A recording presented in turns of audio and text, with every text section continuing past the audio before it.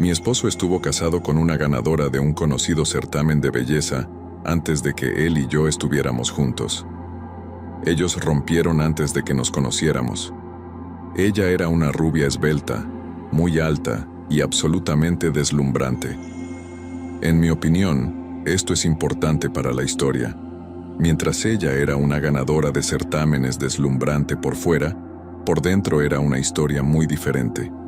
Podía ser encantadora y hermosa si lo necesitaba, pero en su mayoría trataba a las personas a su alrededor terriblemente, incluyendo a mi esposo. Un día, él finalmente se hartó y rompió con ella. Sin embargo, ella nunca se fue. Continuaba llamando y enviándole correos electrónicos repetidamente, incluso después de que mi esposo y yo nos conocimos. De hecho, sus llamadas aumentaron. Llamaba una y otra vez, día y noche, incluso después de que mi esposo, entonces novio, bloqueara su número. Le pedía dinero y amenazaba con ir a la policía y alegar que él la había abusado si no cedía a sus demandas. Él nunca le dio dinero, y esto la enfurecía. Las amenazas continuaron y se volvieron más maliciosas. Cuando eso no funcionaba, cambiaba de táctica. Luego le pedía dulcemente que la ayudara con ciertos proyectos que estaba tratando de sacar adelante, o más bien, que él hiciera todo el trabajo y ella se llevara el crédito, prometiendo que si hacía esta última cosa por ella, se iría. Mi esposo sabía mejor y no respondía, así que pronto volvía a ser maliciosa. Cualquier cosa por atención o por lo que realmente quería de él, dinero. Mi esposo se aterrorizó porque, por supuesto, aunque nunca hizo nada, sería su palabra contra la de ella y temía arruinar su reputación y carrera. Desafortunadamente, terminamos en un evento al que ella también asistió. Ella había estado esperando nuestra llegada y se colocó cerca de la entrada. Cuando entramos, ella se paró al otro lado de la sala mirándome de arriba a abajo, riendo y susurrando al oído de su acompañante, haciéndolo a propósito para intentar hacerme sentir incómoda. Eso estaba bien. Era fácil para mí ignorarla hasta que me emboscó al salir del baño. Claramente había estado esperando el momento en que estuviera sola. Era muy alta y me superaba en altura. Para contexto, yo mido 1.65 metros. No tenía intención de enfrentarme con ella y me apresuré a buscar a mi esposo, pero ella mantenía el paso a mi lado, encorvada para estar a mi nivel. Parecía salida de una película de Tim Burton, encorvada con esa sonrisa demoníaca. «Cuida tu espalda, Pug», añadió sonriendo. Le gustaba llamarme Pug, porque tengo un Pug, y supongo que pensaba que era un insulto. Lo que no sabía era que mientras estaba en el baño, ella se había acercado a mi esposo mientras él hablaba con alguien y había puesto su brazo alrededor de él como si estuvieran juntos. Mi esposo se apartó de ella y le dijo que se largara. Luego, ella fue directo a esperarme fuera del baño. Dejamos de ir a fiestas después de esa noche. La última vez que nos la encontramos fue en un funeral de un amigo en común. Me siguió durante el velorio mientras mi esposo hablaba con la viuda. Yo estaba hablando con otro amigo y su esposa, cuando ella se acercó y se unió a la conversación como si fuera parte del grupo. Era inquietante, pero también simplemente extraño. Pero esto era un funeral y no quería hacer una escena. Silenciosamente tomé mi copa de vino y me alejé, dejándola con la pareja con la que había estado hablando. Ella me miró con una sonrisa burlona en el rostro. En general, molesta pero manejable. Sin embargo, los correos electrónicos y las llamadas nunca se detuvieron. Llamaba a mi esposo una y otra vez, día y noche, aunque él había bloqueado su número. También pasaba por nuestra casa. Una vez encontré mi coche rayado después de dejarlo fuera una noche. Obviamente, no podía probar que fue ella, pero mi esposo y yo sabíamos quién había sido. Fue suficiente. Mi esposo hizo que un abogado le enviara una orden de cese y desista. Después de la primera, ella llamó desde un número privado. Él contestó y ella dijo, «Hola, soy yo», como si fueran los mejores amigos, y él no le hubiera enviado un documento legal exigiéndole que se mantuviera alejada de él y su familia. No dijo nada y colgó. Se envió otra orden y luego una tercera. Nada la haría desaparecer. No podía soportar que mi esposo fuera capaz de no quererla. Finalmente, enfurecida porque mi esposo no cedía, decidió llevar su rabia a Internet. Sabía que ella revisaba mis cuentas de redes sociales, pero como no las usaba mucho, no me importaba. Ella creó una cuenta falsa de Twitter y publicó que mi esposo era un fraude. Luego etiquetó a sus colegas, amigos, inversores, familiares, a cada persona que se le ocurrió para intentar arruinar su reputación y carrera. Fuimos a la policía, armados con los correos electrónicos amenazantes de extorsión y falsas acusaciones. Fue acusada de 2 cargos de acoso y se emitió una orden de restricción. Para nuestra sorpresa, al día siguiente nuestros teléfonos no dejaban de sonar. La historia había llegado a las noticias. Claramente era un día lento de noticias. Su día en corte llegó justo antes de la pandemia de COVID-19. Llegamos al juzgado y nos sentamos. Ella entró. Nos sorprendió su apariencia. Ya no era la rubia deslumbrante. Al parecer, se había afeitado la cabeza y llevaba una peluca corta y marrón. Había ganado unos 36 kilos, más o menos. Ahora, con su altura y nuevo peso, parecía un jugador de fútbol americano. Para añadir a su nuevo look, llevaba un abrigo marrón de hombre y una bufanda escondiendo su peluca como una babushka. Mi primer pensamiento fue que su exterior ahora coincidía con su interior. Lo que más noté fueron sus ojos. Un año antes, mostramos una foto de ella a nuestros hijos, lo que debería darles una idea de cuánto tiempo estuvo pasando esto, diciendo que si esta mujer se les acercaba, deberían correr.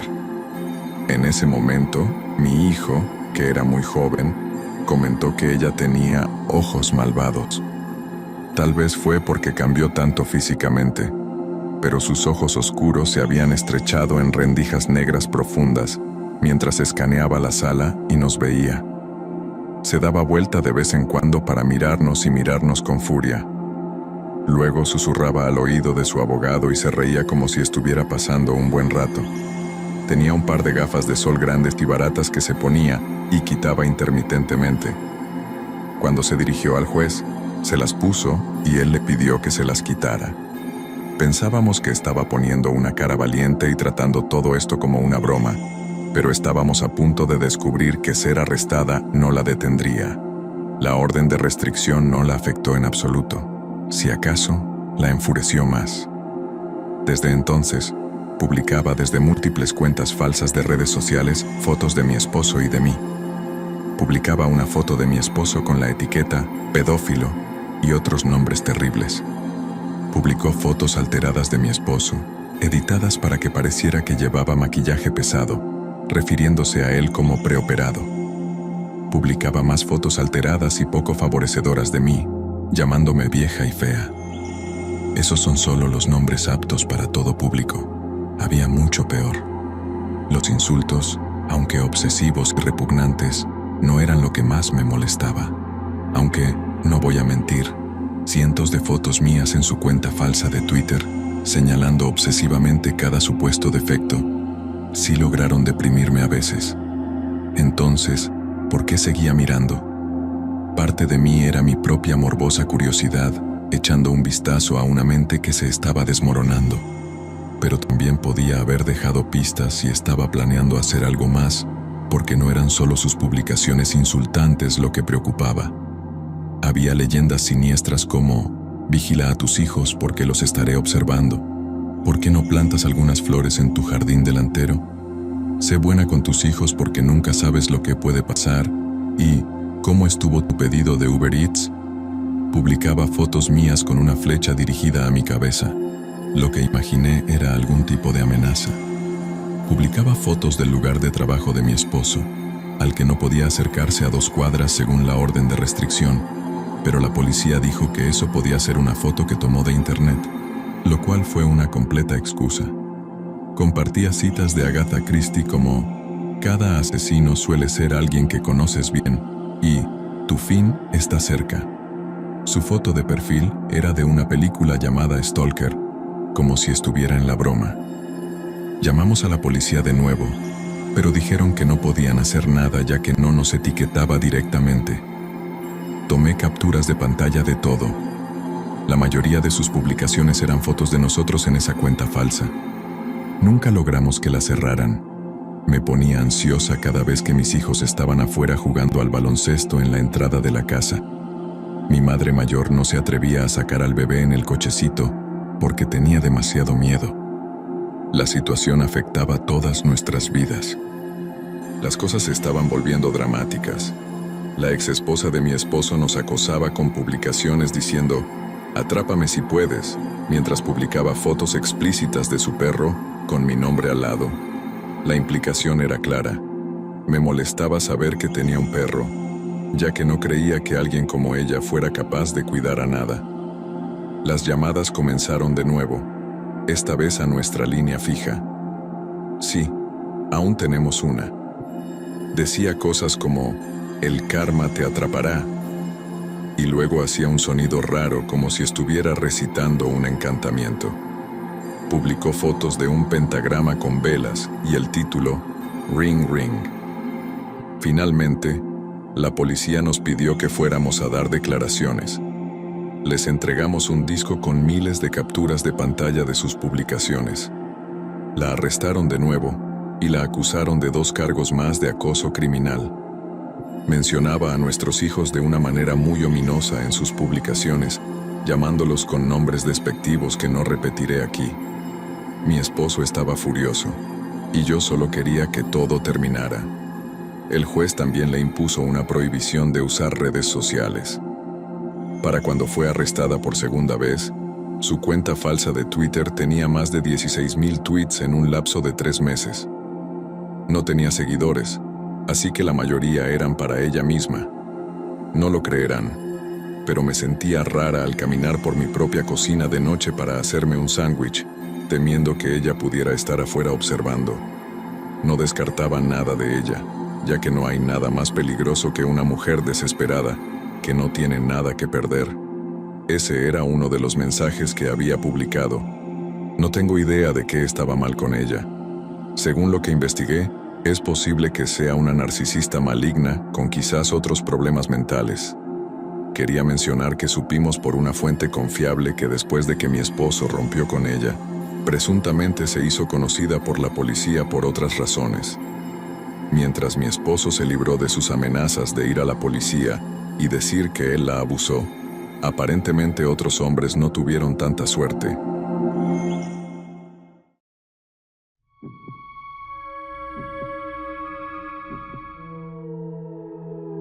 Era el otoño de 2007 y vivía en Nueva York. En la escuela secundaria era una atleta competitiva, el tipo de persona que se levantaba antes de clases para entrenar y se ejercitaba durante largas horas. Con la temporada de reclutamiento a 1 año de distancia, estaba bajo una enorme presión para rendir en mi deporte, así como en el aula. En ese momento, estaba teniendo dificultades para mantenerme al día en cálculo, así que mi mamá sugirió un tutor. Hizo una cita con un amigo maestro suyo que realmente sabía del tema. Estuve yendo a él regularmente, unas 3 veces por semana durante un mes, antes de encontrarme con Alex.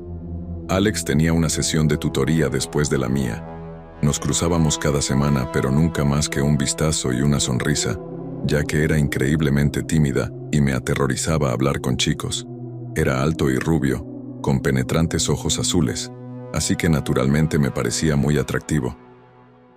Un día, mi tutor tuvo que cambiar su horario y decidió reservarnos juntos, ya que estábamos aprendiendo los mismos temas en cálculo. Me sorprendí y encanté cuando Alex comenzó a hablar conmigo después de la clase y me pidió mi número. Nunca había tenido a un chico prestándome atención de esa manera y me halagaba que alguien tan atractivo quisiera mi número. Eventualmente, Alex y yo comenzamos a salir. Alex iba a una escuela católica en otra ciudad, pero vivía en la misma ciudad que yo. Tomaba el autobús todas las mañanas desde mi escuela hasta la suya, lo que nos daba la oportunidad de pasar las mañanas juntos y conocer a mis amigos.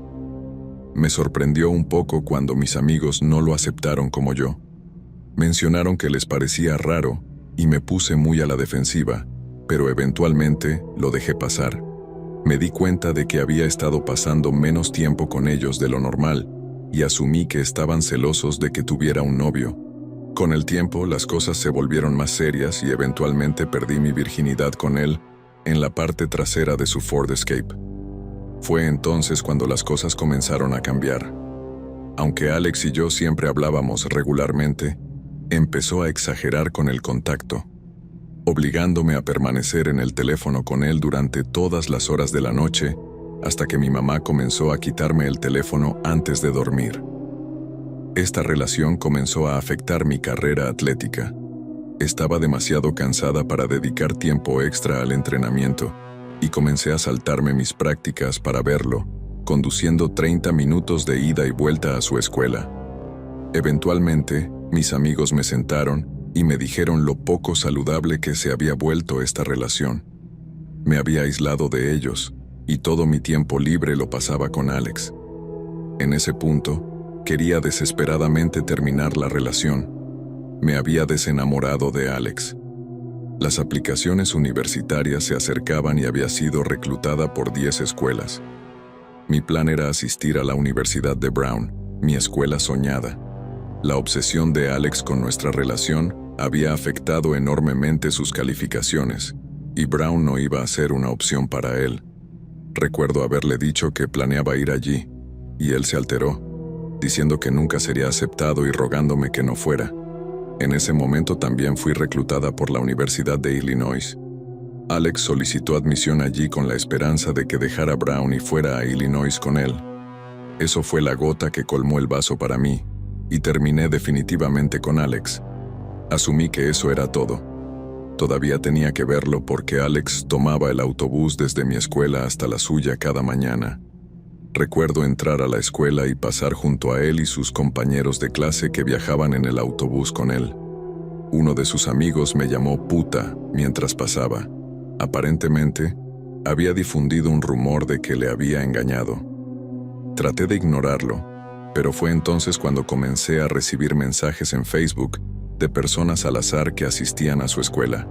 Pasé meses recibiendo mensajes desagradables, acusándome de tener ETS y diciéndome que eventualmente me iban a hacer una violación en grupo.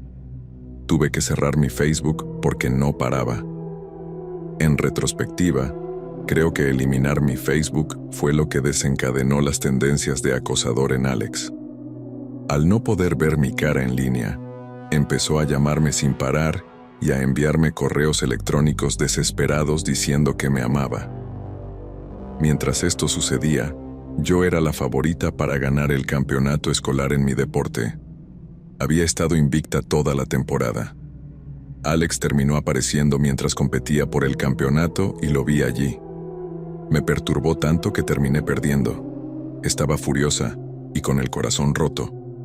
Esa noche terminé respondiendo una de sus llamadas y gritando por teléfono, diciéndole que nunca me contactara de nuevo. Fue entonces cuando comenzaron las amenazas. Recibí una llamada unas noches después de Alex, después de que me enviara un mensaje diciendo que tenía algo importante que decirme. Estúpidamente, respondí. Empezó a decirme cómo planeaba matarme, que iba a aparecer en mi casa cuando mis padres estuvieran en el trabajo con una cuerda y un cuchillo, y me iba a hacer sufrir como yo le había hecho sufrir a él. Empecé a llorar. Continuó diciendo que me iba a atrapar antes de que fuera a la universidad. En ese momento, yo ya manejaba mi propio coche, y dijo que sabía dónde estacionaba todas las mañanas y que mis padres nunca me encontrarían. Decidí grabar lo que estaba diciendo y lo registré en mi teléfono. Colgué una vez que sentí que había dicho lo suficiente. A la mañana siguiente, fui a la escuela muy temprano, mucho antes de que él pudiera estar allí. Le mostré la grabación a mi asesor, quien luego llamó a mi madre. Recuerdo sentir una profunda vergüenza mientras mi madre escuchaba la grabación, como si hubiera hecho algo para provocar esto. Mi asesor estaba tan alarmado por la grabación que me aconsejó ir a la policía. Mi madre y yo pasamos todo el día en la estación de policía explicando la historia de mi relación con Alex y cómo habíamos llegado a este punto. La policía entonces fue a su escuela secundaria y lo arrestó mientras estaba en clase. El colmo del día fue cuando salí a traer comida de vuelta a la estación de policía para mi madre y para mí, y llegué al estacionamiento al mismo tiempo que Alex llegaba en un patrullero.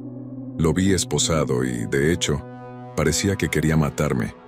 Después del arresto, obtuvimos una orden de restricción contra Alex y lo enviaron a una institución mental para ser evaluado.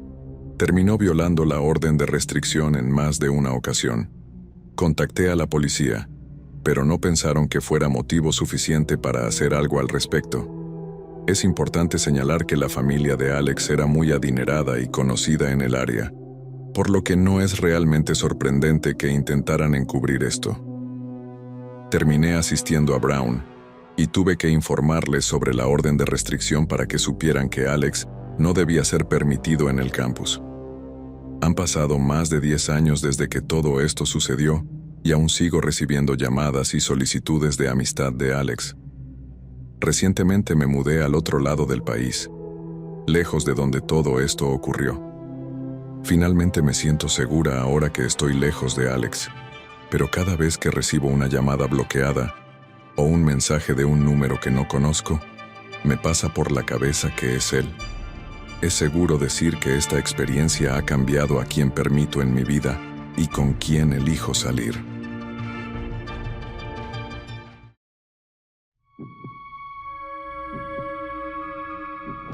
Soy mujer.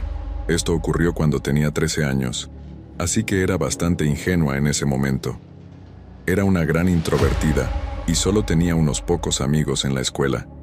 Quería ser más sociable, pero naturalmente prefería estar sola para poder leer y escribir. A principios de noviembre, me añadieron a un chat grupal con algunos de mis amigos y un par de números que no reconocía. El grupo planeaba reunirse en un parque cerca de nuestra escuela esa noche. Mis padres nunca me permitirían ir, pero afortunadamente iban a salir para un viaje de una noche y no regresarían hasta las 4 de la mañana. Todo encajó perfectamente. Mis padres se fueron alrededor de las 8:00. Salí corriendo por la puerta y me dirigí al parque. Lo único que me aseguré de hacer antes de salir fue cerrar la puerta con llave. Mis padres son muy paranoicos, y esa era la mayor lección que me habían inculcado. Una vez que llegué al parque, noté una figura inquietante de pie cerca del borde del bosque. Nadie más parecía notarlo. Ya tenía una reputación de ser una rara obsesionada con el crimen real, así que no lo mencioné. La noche continuó y me estaba divirtiendo mucho, ignorando esa sensación de malestar en el estómago. De vez en cuando miraba por encima del hombro y la figura seguía allí, observándonos. Eran alrededor de las 9:45 cuando 4 de las 10 personas que estaban allí tuvieron que irse debido al toque de queda. Estaba haciendo frío y casi no había luz, solo unas pocas farolas encendidas. El resto del grupo decidió irse también. El parque en el que estábamos tenía un campo cercado con solo unas pocas salidas. El frente del campo daba a una carretera vacía, con los lados bordeados por el bosque. Todos los demás estaban siendo recogidos en coche, excepto yo.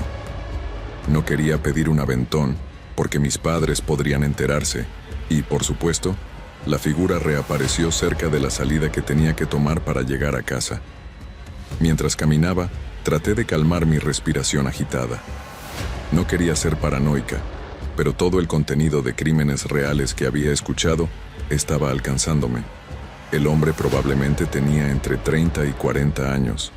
Diría que medía alrededor de 1,75 metros, con cabello oscuro y barba.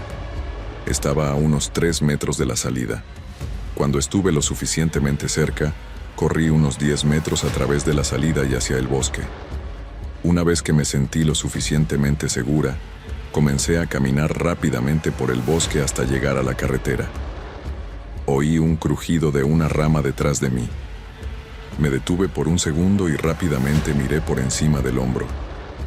A unos 5 metros detrás de mí estaba el hombre, caminando lentamente, casi como si tratara de no parecer sospechoso, pero eso solo intensificó mi miedo. Me giré y empecé a trotar hacia la carretera. Vivía a unos 10 minutos del parque.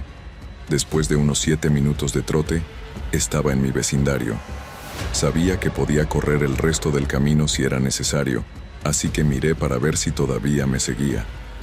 Para mi horror, estaba a solo 1,5 metros de mí. Había mantenido el ritmo todo el tiempo. Corrí más rápido de lo que jamás lo había hecho en mi vida. Podía escuchar sus pasos golpeando el pavimento detrás de mí. Me metí en un callejón que conocía bien, tratando de perderlo. Podía escuchar su respiración pesada mientras intentaba seguirme. Mientras subía las escaleras, miré detrás de mí. Acababa de llegar al pie de las escaleras del porche cuando logré abrir la puerta, entrar rápidamente y cerrarla antes de que él lanzara su cuerpo contra ella. Corrí por la casa cerrando todas las puertas y ventanas. Apagué las luces y me escondí en mi habitación con un cuchillo de cocina por si lograba entrar. Afortunadamente, no lo hizo. Si este fuera un mundo mejor, aquí terminaría mi historia. Nunca le conté a nadie lo que pasó, ya que no quería meterme en problemas con mis padres por haberme escapado. Mi estatus de solitaria regresó. Comencé a escribir historias de terror ficticias como un mecanismo de afrontamiento y nunca salí después de las 7. Fue alrededor de febrero cuando una compañera de clase compartió una historia de un hombre desconocido siguiéndola a casa desde su parada de autobús. El hombre que describió era el mismo que me había acosado y perseguido hasta mi casa. Otra estudiante tuvo una historia similar. No me uní a la discusión, pero todos sabían que había un tipo raro acosando a las chicas fuera de nuestra escuela. Con el tiempo, todos parecieron olvidarse de él, y yo eventualmente también seguí adelante. Me estaba preparando para ir a la escuela cuando mi madre me llamó y me mostró una foto de un hombre. Me dijo que este tipo había sido arrestado hace 2 semanas por agredir sexualmente a un niño y que había escapado de la cárcel local, y que llamara a la policía de inmediato si lo veía. Estuve temblando todo el tiempo, porque la foto era del mismo hombre que me había seguido esa noche. Todavía me atormenta pensar qué me habría hecho si me hubiera atrapado. Siempre hay una razón para tener miedo.